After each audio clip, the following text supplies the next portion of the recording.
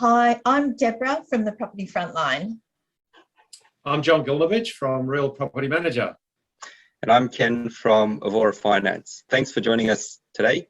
And we're Property Mythbusters, where we talk about contradictions and misleading information in the property space. And for the next 10 minutes, we'll be discussing, is it the myth of it's hard to tell if there are issues with property? Did I get that one right, Deb? It's hard to check property faults. It's hard to check property faults. Thanks. So, going from a lender's perspective, because I kind of work, being the mortgage broker, I work with the lenders. I'd probably say that from a valuation point of view, that's probably when a lender will flag any potential issues that they have with the property that you're purchasing, although you can't really preempt that. So you basically need to sign the contract of sale during that cooling off period, however long you've got it for. If you can get the bank to assess the loan, they'll generally ask for the contract of sale, go through it and do their own due diligence checks. But their checks are probably much more different to the checks that you would do. The bank's perspective is whether they can sell that property or if there's going to be major issues with selling that property should you default on the mortgage. If you're buying an owner occupied, might be slightly different. The problems that you're looking at are more day-to-day, noise levels, things like that, which are outside the scope of what the lender's looking for. And Deb, you mentioned that it was interesting because in terms of finding faults, there are a lot of people buying property that have a lot of challenges and issues. Is that right? Or It's very, very popular. Yeah, people are being more and more drawn to properties that are almost uninhabitable, and they'll really compete and often pay more for properties like that because they have the dream of what they're going to put on that property. And yep. I was wondering whether it's really starting to become an issue with the banks. Yeah. With that, probably I haven't seen anything come up. I can see two ways that the lenders could approach, that particular scenario. One would be a more conservative approach where they might, when they go to do the inspection and have a valuer actually go through the property, deem the property inhabitable because, you just can't put someone in there and live in it without extensive renovations. Some lenders might view that. I can see some lenders viewing that as a land purchase as opposed to, full property. So they need to have the building, the house restored to a point where you can actually have people in it, whether it be tenants or the person living in it. The other side of the spectrum probably would be more of a higher risk appetite where they say, because you're buying it at, let's just say $700,000, the comparable sales are around about $700,000 for beat up property like that. The bank's perspective could be, yeah, look, that's fine. Regardless if you do default, it seems like it's selling at that price, so we'll do it as is. I could see them going both ways with it, and that's probably where product research would kind of come into place. If that was the particular scenario, clients were looking for that type of property. That's something I would include in the product research and raise the question with lenders and see if they've got any issues with it. So there's not too much else I probably could to talk about on this particular topic, but just how lenders would view potential issues, but they may be different to what owners are looking for or investors are looking for. Okay, we might have some questions later. Sure. Good on you, Ken. So from a rental perspective, and I'll put myself in the tenant's shoes. Obviously, when you're out inspecting rental properties out there. Yep. Okay. So when a prospective tenant is walking through a rental property, the process is actually really quick and it lasts for about 10 to 15 minutes during inspection time. And there may be a lot of people around at the same time as you. And of course, the property could be furnished with the current tenant living in the property, generally get a second chance or come back. So for a tenant to pick up on any signs of defects as such, it's really, really difficult. And so about 2 years ago, because of all the disputes around sort of the repairs and maintenance of properties and the state that they're in, the New South Wales government decided to roll out what's called minimum standards of rental property. Now, minimum standards of rental property has become a thing all around the country now. So pretty much nearly every single state in Australia is now or has rolled out the minimum standard legislation. What is that exactly does that mean? Well, the minimum standards on a rental property, if you're the owner of that property, revolves around 7 principles, if you like, of what that property or the state of that property.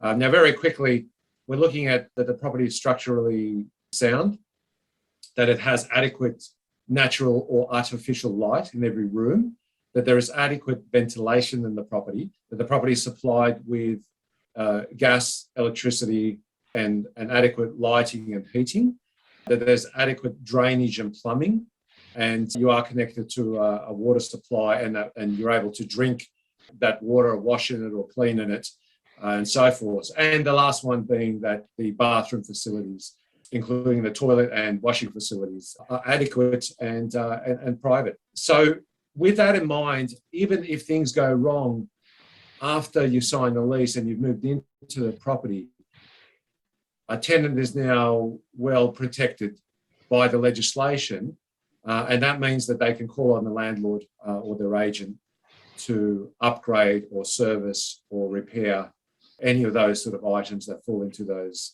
categories, which is now seen fair and reasonable. Okay, so it doesn't mean that, oh, sorry, I've run out of space and I need to, build a second room, or the property didn't come with air conditioning. All of a sudden, you want air conditioning on your wish list. It's not about that. It's about the absolute minimum requirement, what is fit for purpose, and making that property habitable. And there are no health and safety issues. Those two things are really important. The health and safety of that property is not affecting the tenant's health. For example, quite a big area of dispute is rising damp in old homes, and sometimes even in strata properties. The rising damp can affect someone's health to the point of possible death from mildew.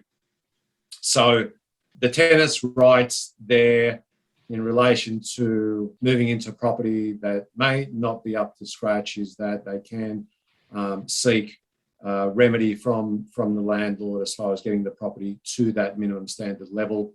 And the laws are absolutely black and white on that front, that it must be fit and habitable in a state of reasonable repair and have all those 7 principles ticked off for that particular rental property. That's what it looks like for when you're a tenant out there in the marketplace trying to rent a property. It's kind of, I guess, in a sense, the government took the stance that they want to end the slumlord and the slum property out of the marketplace. So that's where that would come from. I wonder how many tenants know about that, though. I guess it's all about communication. I think Fair Trading did a fair and reasonable rollout of the minimum standards, through their communications and through the property stakeholders as well. And look, in my day-to-day experiences, the educated tenant really knows their rights around this. And of course, if it's someone new to the country and there might be a new immigrant, they don't really understand the law as well. There's a thing called, the tenants unions out there who now administer, the tenant legal advocacy on that front. And so go into bat for the tenants if there are any, legal strongholds from either the landlord or the tenants. So it's the law is there now. There has been many precedents in the tribunal now that basically say that you've got to do the right thing and you've got to provide a property that's adequate purpose. Okay, that sounds good. All right, I will jump in now and just share my screen. Yeah, so in relation to when you're buying property, it can be difficult to check property faults, but when you're buying, there's a number of different opportunities you will have to identify issues. I have been working on a little course to help people just really be efficient with their purchasing. And of course, it's really important to identify key issues because it will have an impact on value. But we believe that these levels of checking will get you the best outcome. So we advise people to check properties prior to viewing. So there's so many tools now online where you can check properties out and identify key issues. Then at the first viewing, so that's where you've walked in and you're on the property. And as John said, you might be there with quite a few people. So you need to have a bit of a plan of how you're going to assess the property. If you're lucky in this market, you'll get a second viewing before you actually make an offer. And then, of course, there's the professional inspection, so where you get a building and pest inspection prior to buying. But if you're buying in a private treaty kind of arrangement, not at auction, so where you're just negotiating directly with an agent, we would normally do the professional inspection after you've got agreement on price and during the cooling off phase. And then, of course, you check it again prior to settlement. So I have got a 10-point approach to it, but I will just go through it quickly, as you would have to if you're viewing a property on the open market. So it's really narrowing or zeroing in the main things that you can check as an individual. So windows and doors, keeping your eyes and ears peeled for damp or mould. So listening to the questions that other people might be asking while you're on site, and then following up, getting clarification with the agent. Have a look around at the ceilings, try to turn on a few taps, check out the sinks. So you will see some people really going at it and looking underneath the sinks. I have seen people like giving the pipe works a bit of a shake. I mean, really, you don't need to go too far. All you can do is really just give it a bit of a visual check. Have a look at the hot water system, which will normally be outside. You want to see how old it is. Try a few light switches. You'll usually see at an open, all the lights will be on. So that's a good indication. If the lights are off, it's best to ask the question with the agent. Have a little bit of a look around at the roof, the guttering and the drain pipes, and then pay attention to noise levels and smells. So that would be what I would do if I was just having a really quick look at a property, just to identify some key issues, and note these down, ask questions of the agent, and then follow up once you're off site, because it's a very fast market and you've got to make these judgment calls very, very quickly. But if everything looks okay, or you can identify some issues, then it should really just impact the price that you offer.